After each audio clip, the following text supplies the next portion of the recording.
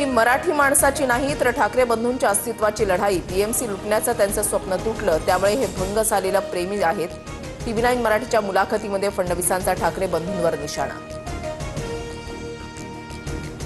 2014 पूर्वी गौतम अदानी कधी नव्हतेच. 10 वर्षांमध्ये अदानींचा देशभरात विस्तार. आता अख्खी मुंबई महाराष्ट्र विकायला काढलाय. अदानींच्या प्रकल्पावरून राज ठाकरेंचा हल्लाबोल.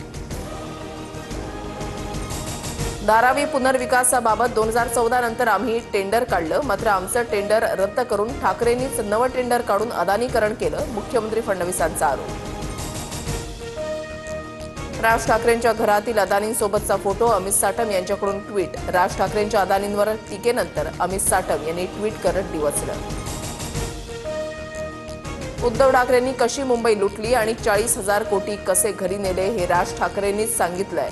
त्यामुळे मुंबईचे खरे लुटारू कोण हे मुंबईकरांना माहिती. मुख्यमंत्री फडणवीसांचा ठाकरे बंधूंवर पलटवार. तमिळनाडूमधून रसमलाई आली होती, मुंबई महाराष्ट्राची नाही म्हणाला. तुझा काय संबंध? भाजपनेते के अण्णामलाई यांच्या विधानाचा राज ठाकरेंकडून समाचार.